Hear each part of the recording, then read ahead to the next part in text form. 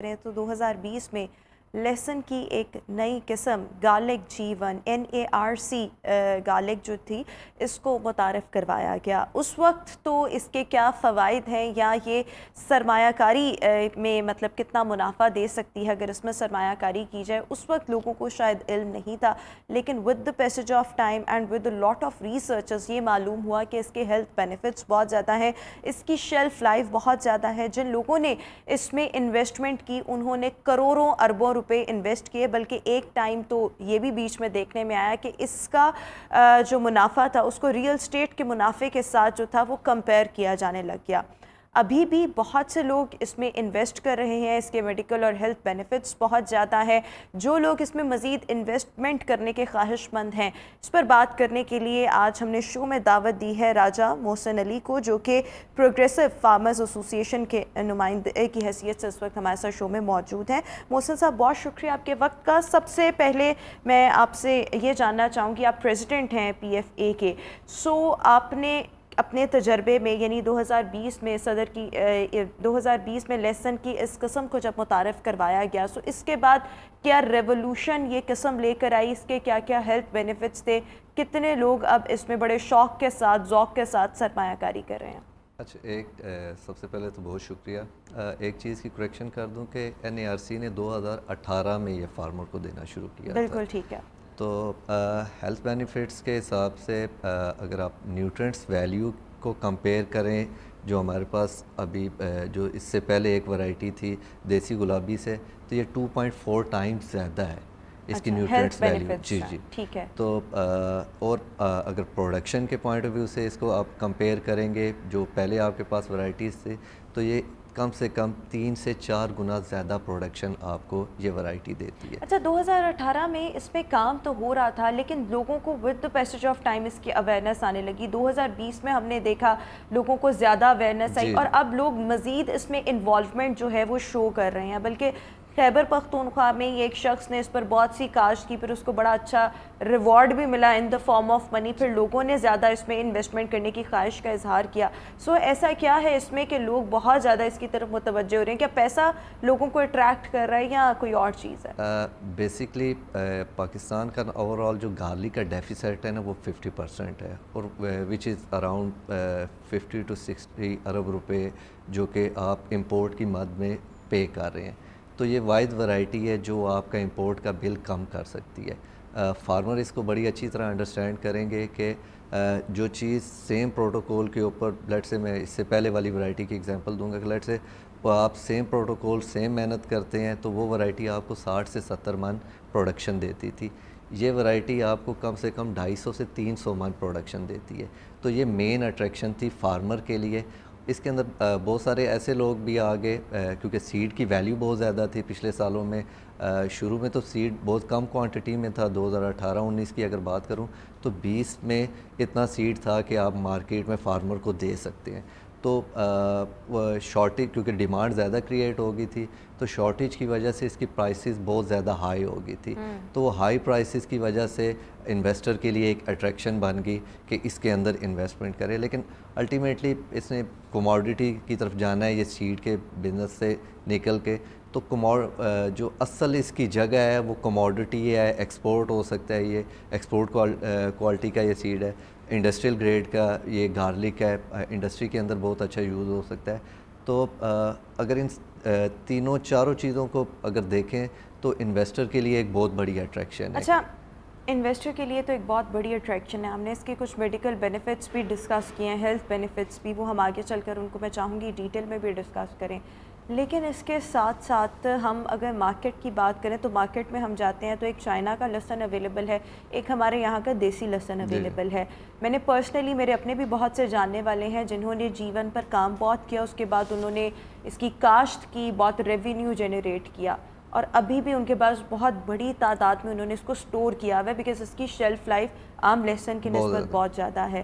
لیکن یہ مارکیٹ میں عام لوگوں کے لیے اویلیبل ابھی تک کیوں نہیں ہوا, despite of having so much of the quantity جو کہ ابھی تک تیار ہو چکی ہے؟ نہیں, ایسا نہیں ہے. ابھی تک اوور آل ہمارے پاس 2018 سے 2023 تک بمشکل ہمارے پاس 2500 سے 3000 فارمر ہوا ہے. ٹھیک ہے. تو ابھی تو یہ لیکن ان کی جو کاشت ہے وہ کدھر جا رہی ہے؟ وہ سیڈ کے بعد میں ملٹی پلائی ہو رہا ہے, فارمر ٹو فارمر ابھی ملٹی پلائی ہو رہا ہے. ابھی یہ سیڈ کی سٹیج میں سے گزر رہا ہے. جب یہ سیڈ کی سٹیج سے گزر جائے گا پھر آپ کو مارکیٹ میں اویلیبل ہوگا کھانے کے لیے, کیونکہ ابھی سیڈ کی مد میں تو اس کا ریٹ بہت زیادہ ہے, تو اس ریٹ میں یہ چائنیز گارلک کو تو کمپیٹ کر نہیں پائے گا. تو ابھی اس کو مزید 2-3 سال ابھی اور لگیں گے, جس بیس پہ ہم لوگ کام کر رہے ہیں 2-3 سال اور لگیں گے, پھر یہ اتنا ملٹی پلائی ہو جائے گا کہ یہ ایز کوموڈٹی مارکیٹ میں آ سکے گا. بالکل ٹھیک ہو گیا, یعنی کہ اس کو مارکیٹ میں آنے کے لیے ابھی 2 سے 3 سال کا وقت جو ہے وہ درکار ہے. اچھا, ہیلتھ بینیفٹس بھی ہیں, انویسٹمنٹ کے پوائنٹ آف ویو سے بھی اچھا ہے, لیکن غذائیت الٹیمیٹلی ٹیسٹ بہت زیادہ میٹر کرتا ہے. تو غذائیت کے اعتبار سے جیون گارلک کیسا ہے؟ آبویسلی جن لوگوں نے گرو کیا انہوں نے تھوڑا بہت استعمال کر کے دیکھا ہوگا. ایکچولی ہوتا کیا ہے کہ اب پچھلے 40-50 سالوں سے دیسی گارلک کو اپنے گھر میں یوز کرتے آئے ہیں, تو آپ کے ٹیسٹ برڈز اس ٹیسٹ کے اوپر ڈیولپ ہو چکے ہیں. تو جو یہ ایک نئی گارلک کی ورائٹی آپ ٹرائی کرتے ہیں تو آپ کو سلائٹ چینج تو آئے گا, لیکن اگر ٹیسٹ وائز, کیونکہ ہم لوگوں نے ٹرائی کیا ہے, تو آپ دیکھیں گے کہ وہ دیسی سے اس کا تھوڑا سا مائلڈ ضرور ہے لیکن ٹیسٹ بہت زیادہ اچھا ہے. اچھا, ٹیسٹ بہت زیادہ اس کے کمپیریزن میں بہت زیادہ وہ بہت زیادہ. ہم چائنا کے لہسن کی بات کرتے ہیں تو اس کو ہمارے یہاں پر کہا جاتا ہے کہ یہ اس کے چھلکے بہت آسانی سے اتر جاتے ہیں, لیکن یہ ذائقے میں پھوکا ہوتا ہے, اتنا اچھا ذائقہ نہیں ہوتا. سو آپ کیا کہ اور ہمارے یہاں پر جو صحیح خاندانی لوگ کھانے پکانے کے مطلب جہاں پہ کھانے بہت پکتے ہیں, کھانے کے شوقین جو لوگ ہیں, وہ کھانوں میں دیسی لہسن کا استعمال کرتے ہیں, چاہے اس کو چھیلنا یا اس کو بنانا جتنا مرضی مشکل ہو.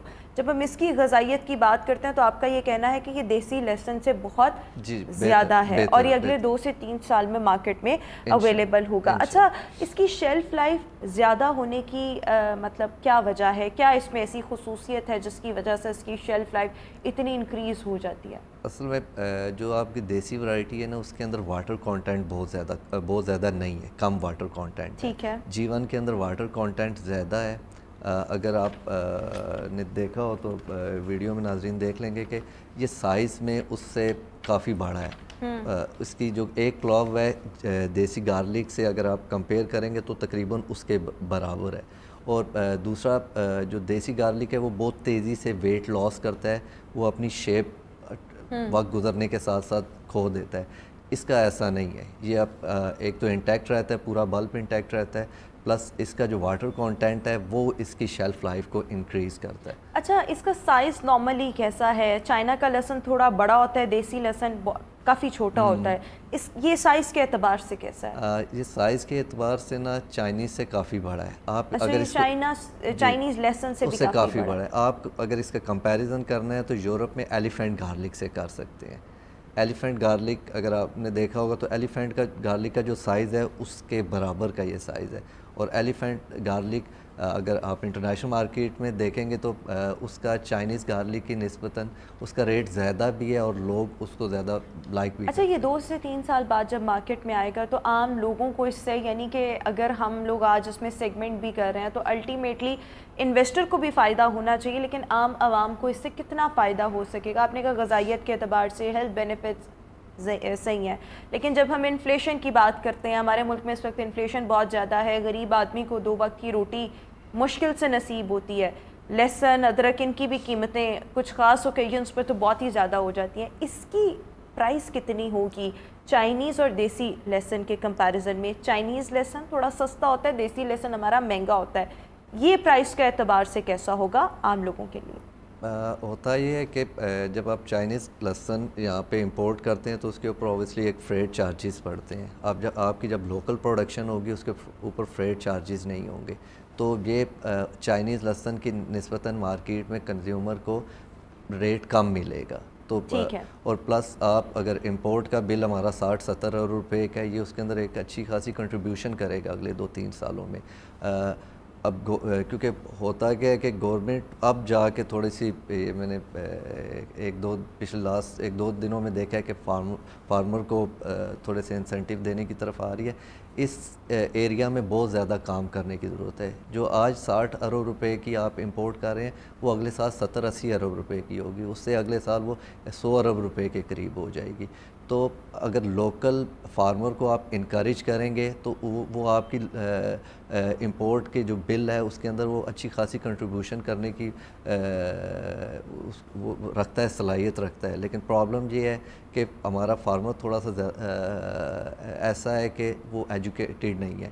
اس کو یہ فگرز نہیں پتہ کہ مارکیٹ کے اندر روم کتنا ہے، اس کو یہ نہیں پتہ کہ ایک ایکڑ پہ اس کے ایکسپینس کتنے آئیں گے، اس کے اگینسٹ اس کو ریونیو کیا جنریٹ ہوگا.